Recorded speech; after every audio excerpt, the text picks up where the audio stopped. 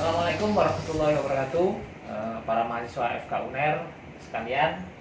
Kali ini kami akan menunjukkan tentang cara melakukan pemeriksaan fisik terkait paru. Ya, jadi kita lihat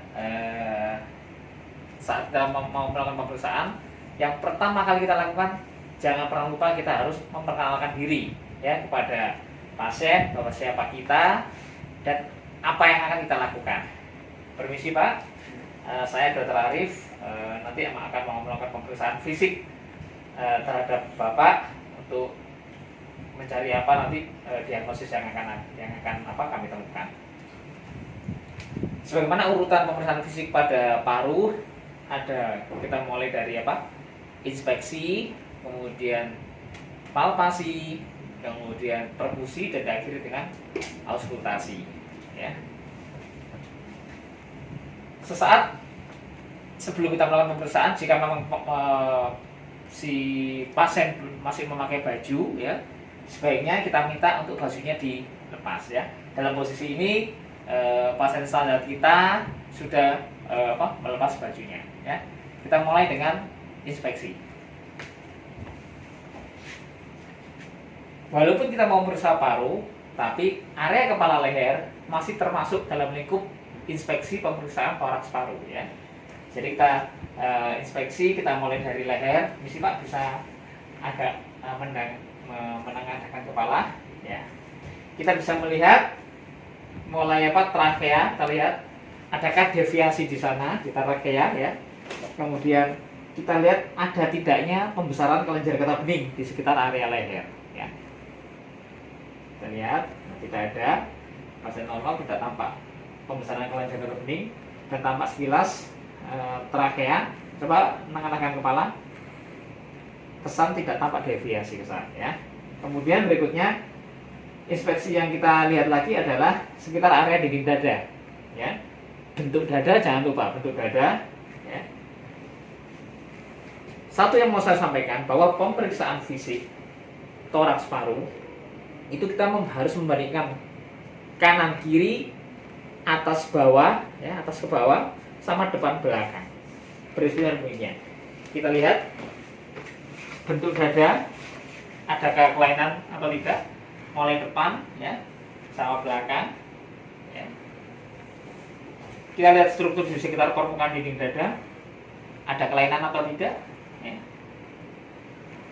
Juga di daerah belakang kita lihat adakah kelainan bentuk di daerah dinding dada bagian belakang. Coba Bapak nafas, tarik, lepas, tarik, lepas. Ya. Kita melihat pergerakan dinding dada pada saat pasien bernafas. Ya. Jika ada kelainan, biasanya salah satu dinding dada akan nampak ketidaksamaan atau tidak simetris antara kanan dan kiri. Ya. Pada pasien ini kita lihat pada pasien Pak, lepas, ya, kita bandingkan kanan kiri, tidak ada perbedaan atau simetris. Oke. Inspeksi sudah selesai. Kita lakukan dengan berikutnya palpasi, ya. Palpasi pertama kita periksa area sekitar leher, Pak, ya. Di sini, Pak. Kita periksa trachea. Jari tangan kita sentuhkan ke trachea. Coba menengadahkan kepala, Pak. Masih suruh menengadahkan kepala. Kita runut trachea, ya. Kita raba kanan dan kirinya. Ya. Kita lihat, tolong kalau di zoom, ya, bisa. Ya. Pada saat kita meraba kanan dan kiri trachea, kita bisa merasakan apakah trachea ini posisinya di tengah atau tidak. Posisi trachea di tengah ditujukan dengan bahwa luas area di sebelah kiri trachea sampai yang ada di sebelah kanan trachea itu kita akan merasakan luas area yang sama, ya. Ini sama, kita arah alfa ini. Jika kita merasakan luas area yang sama, maka trachea di tengah, ya. Jika salah satu daerah baik di kanan maupun di kiri ini ada ketidaksamaan antara luas area yang kita raba, maka ada kemungkinan trachea itu mengalami deviasi, ya. Setelah itu kita sambil meraba ada tidaknya pembesaran kelenjar getah bening di area leher, ya. Kemudian palpasi berikutnya kita meraba gerak napas ya. Jadi saat kita meraba gerak napas, tempelkan semua jari di dinding dada ya. Tempelkan semua, kita kasih space sedikit, untuk kita tekankan seperti ini. Tujuannya supaya saat bergerak ini ada space untuk bergerak antara kedua jari, antara kedua ibu jari ya. Demikian kita tempelkan. Pasien tersuruh berapa? Napas panjang Pak ya, lepas lagi, lepas. Nah, di sini kita bisa melihat gerakan ibu jari kita. Napas panjang lagi Pak, lepas, nah, lagi. Nah, terlihat pergerakan ibu jari kita ya. Jika normal biasanya gerak antara kedua ibu jari kita tampak simetris pergerakannya ya. Jika ada kelainan di salah satu sisi, maka gerak ibu jari kita akan tampak mana yang tertinggal. Biasanya di situ yang ada kelainan. Kita meriksa 3 lokasi, mulai dari area atas, lagi, kemudian tengah, ya, sampai bawah. Nah, lihat ya. Itu kita lakukan depan, lepas lagi. Nah, lagi. Oke. Agak maju Pak.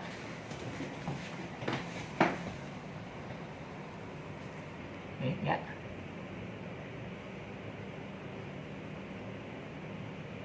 Ya, dan bawah.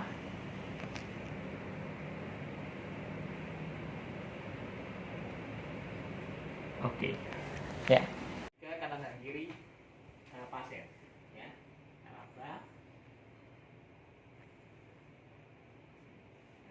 kita bandingkan selaiga yang setara ya, yang setara.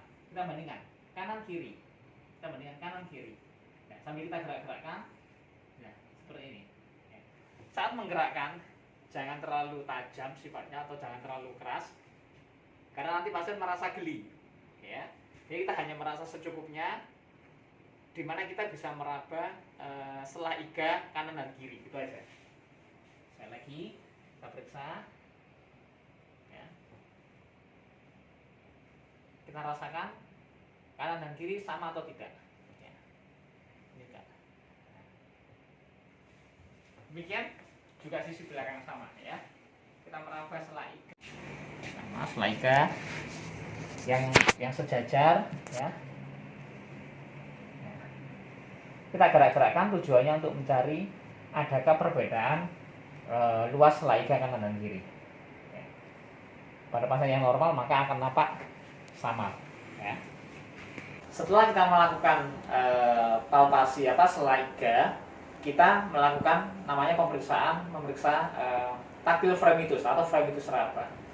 Fremitus raba tujuannya kita untuk membedakan atau merasakan hantaran yang dihantarkan oleh parenkim paru ya, yang disampaikan pada tangan kita dengan jalan kita meletakkan sisi ulnar tangan kita ya, sisi ulnar tangan kita ke dinding dada pasien seperti ini.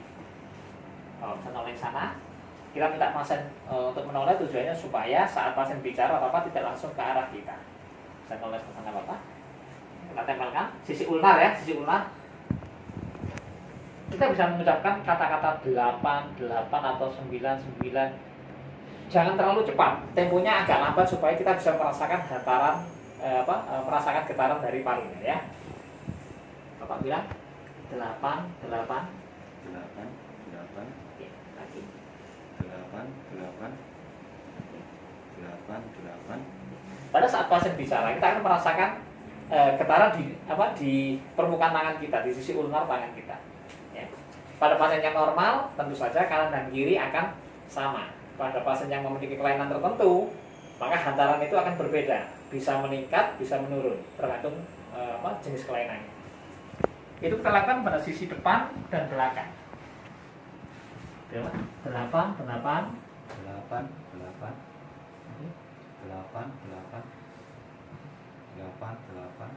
Agak pelan Pak. 8, 8. 8, 8. Nah, seperti itu tujuannya. Pasien mengucapkan dengan pelan tujuannya supaya kita bisa merasakan getarannya. Oke. Berikutnya setelah kita melakukan taktil fremitus, kita masuk pada perkusi. Perkusi, ya. Perkusi kita taruh satu jari, mungkin tangan kiri atau tangan kanan ya, di dinding torak pasien, ya. Dan satu jari kita mengetuk. Posisinya seperti ini. Dan saat mengetuk, pergelangan tangan yang bekerja, bukan siku, tapi pergelangan tangan seperti ini. Gerakannya memang seperti melenting, ya. Seperti ini. Kita prinsipnya sekali lagi membandingkan kanan kiri, atas bawah, depan belakang. Dengarkan. Ya, gerakannya melenting. Jangan seperti ini, tapi gini. Nah, seperti apa ya? Gerakan melenting ya. Momentumnya sangat singkat. Nah, ya, gerakan seperti ini. Terus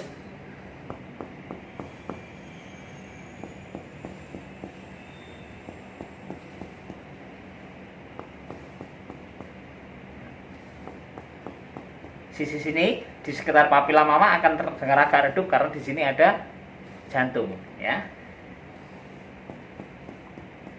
Nah, demikian perkusi sisi belakang sama ya. Perkusi sisi belakang, tetap satu jari kita taruh, kita lentingkan.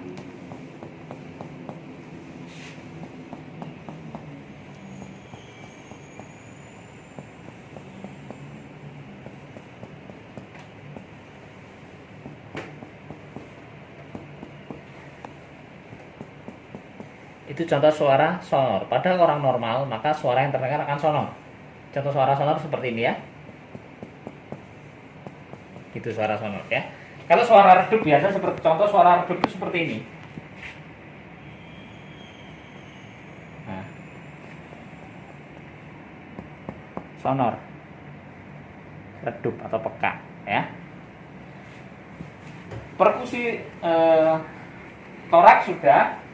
Ada perkusi lain, yaitu kita mencari batas hepar sama paru, ya, batas hepar sama paru. Kita perkusi sisi kanan, karena kita tahu hepar ada di sisi kanan, ya. Kita ambil sisi mid clavicula anterior, ya, mulai dari atas superior ke bawah ke inferior. Kita cari perubahan dari sonor ke redup.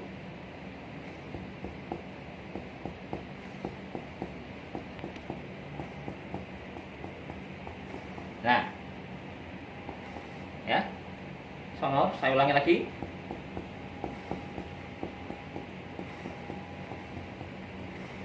Nah, redup. Ini adalah perbatasan paru hepar. Perubahan dari sonor, redup. Batas itu adalah kita anggap sebagai batas hepar ya. Batas sesungguhnya di sana juga ada diafragma, tapi kita anggap itu batas perut dengan paru, maka disitulah batas paru hepar. Lalu juga kita mencari batas jantung kanan, ya, batas jantung kanan. Persis seperti tadi saat kita melakukan pemeriksaan batas paru hepar ya. Kita perkusi mid clavicula anterior, mid ini clavicula. Ya, clavicula mid tengah-tengah berarti anterior. Kita perkusi.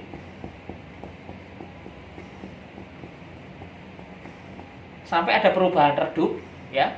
Kemudian dari titik redup itu kita tarik dua jari ke atas, ya, dari sini. Kemudian dari titik sini kita geser ke arah medial. Sonor hingga ada suara redup. Nah, ya.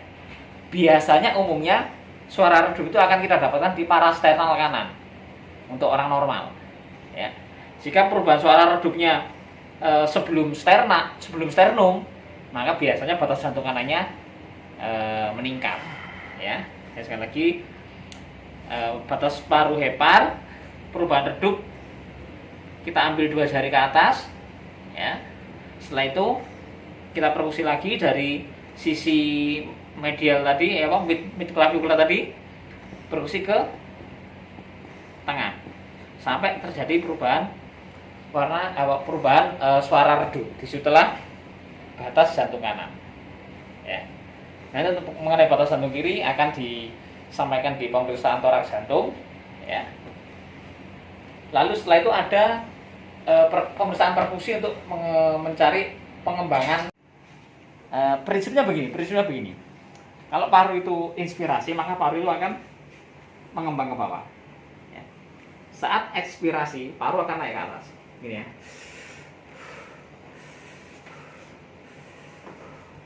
Nah, jarak dari maksimal ke minimal, ke maksimal, ke tarikan maksimal hingga dorongan maksimal inilah yang kita cari batasnya.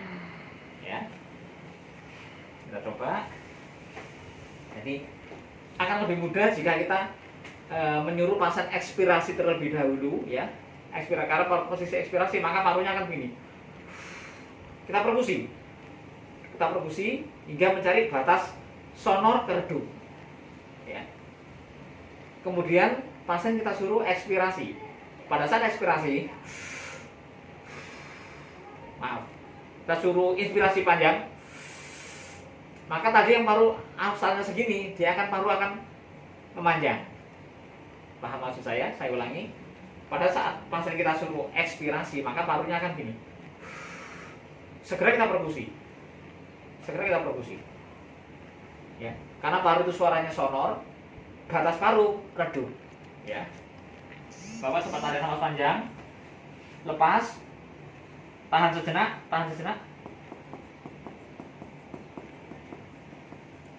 Nah, terjadi perubahan suara redup. Kemudian tarik nafas panjang, Pak.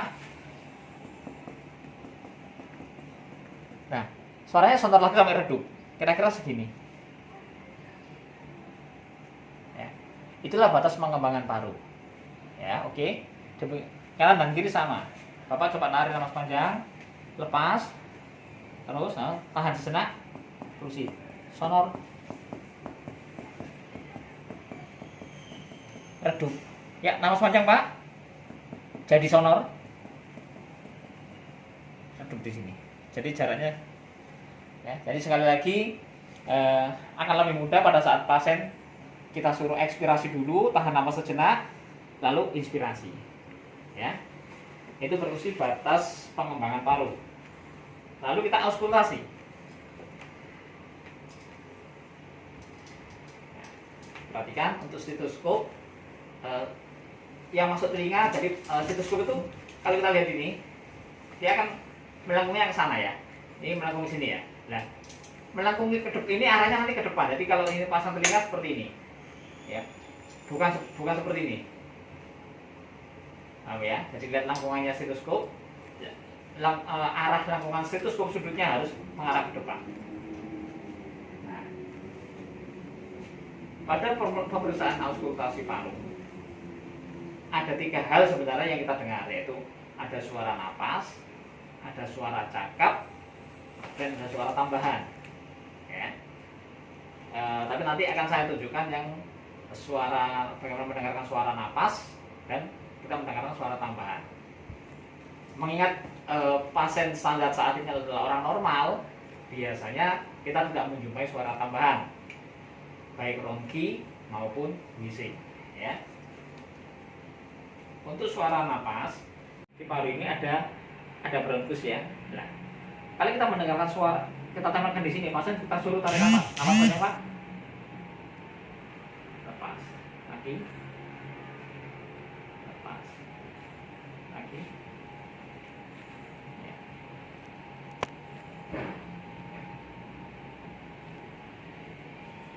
Kalau kita menempelkan stetoskop yang dekat dengan bronkus, ya, kita akan mendengarkan suara bronkial.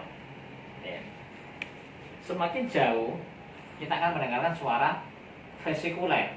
Jadi ada suara bronkial yang paling dekat dengan bronkus, lalu ada broncovesikuler agak tengah, yang agak jauh suara nafas vesikuler. Ya. Nanti mengenai perbedaan grafik bronkial, broncovesikuler maupun vesikuler bisa kalian lihat di gambarnya di buku aja. Jadi pada saat kita tempelkan stetoskop, pasien kita suruh bernapas panjang. Napas panjang Pak. Lepas. Lepas. Terus. Ya. Napas panjang. Lepas. Lagi taruh tangan. Napas panjang. Lepas. Napas panjang. Lepas. Napas panjang. Lepas. Napas panjang. Lepas. Napas panjang. Lepas. Napas panjang. Lepas. Napas panjang. Lepas. Napas panjang. Lepas.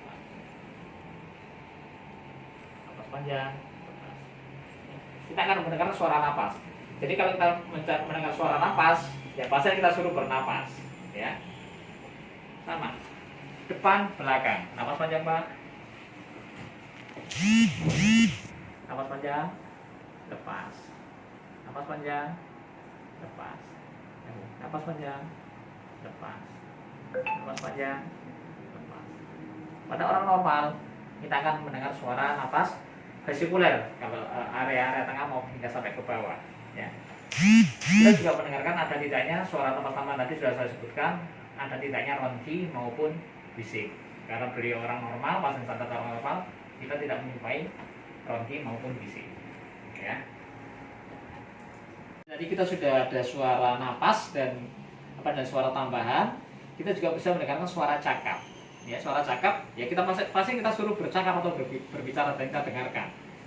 Pada kondisi normal, karena paru itu banyak mengandung komponen udara, maka suara yang akan kita dengar itu menjadi tidak jelas, seperti suara yang menggaung, ya.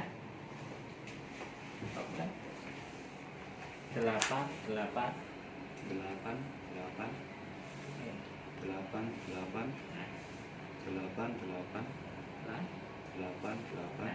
maka kita akan mendengar kata-kata 8 itu tidak jelas, ya. Begitu pada suatu kelainan tertentu, contohnya pada kasus konsolidasi, maka di sana terjadi pemadatan pada paru, maka hantaran itu bagus, ya, hantaran itu bagus dengan sifat selektif transmitternya itu, maka kita akan mendengar suara itu seolah-olah lebih jelas, ya. Jadi pada saat pasien mengucapkan kata-kata 8 itu, kalau ada kelainan suaranya sama, hampir sama jelasnya saat kita mendengarkan pasien bicara lewat telinga kita secara langsung, ya. Jadi kalau pada pasien normal, karena komponen paru banyak udaranya, maka suara yang akan kita dengar lewat stetoskop ini suaranya menjadi menggaung suaranya, ya. Pasien berbicara 8, maka yang sampai di telinga kita itu ya memang 8, tapi tidak sejelas kalau pasien berbicara secara langsung tanpa kita mendengarkan lewat stetoskop, ya. Kita periksa depan dan belakang. Lalu ada lagi nanti ada namanya pemeriksaan mencari egofoni, ya. Egofoni itu biasanya kalau ada kasus kelainan seperti efusi pleura. Pada saat pasien mengucapkan A itu terdengar seperti E, jadi suaranya suara kualitas nasal atau seperti orang sengau, ya. Itu menunjukkan adanya batas antara cairan biasanya, ya. Tapi karena kali ini kita pakai orang yang normal, tentu saja kita tidak akan mendapatkan suara egofoni itu, ya. Pada kasus yang lain, pada yang abnormal, pada kasus-kasus konsolidasi, pada suara yang jelas, itu kita sebut sebagai suara bronchoponi positif. Ya, kalau ada suatu kelainan konsolidasi, suara yang terdengar hantarannya jelas, suara yang diucapkan pasien yang kita dengar lewat stetoskop sangat jelas sekali, lah itu yang disebut sebagai bronchoponi positif. Dan pada pasien standar kita kali ini, kita tidak mendapatkan karena apa? Karena beliau adalah orang yang normal. Tadi adalah bagaimana cara kita melakukan pemeriksaan fisik toraks pada seorang pasien. Yang harus kita periksa lagi, kalian harus banyak berlatih. Karena apa? Karena melakukan secara langsung merupakan guru yang baik. Dan pada saat Anda berhadapan dengan pasien, jangan lupa berempatilah pada pasien. Karena bagaimanapun mereka lah guru-guru kita. Demikian apa yang bisa saya sampaikan.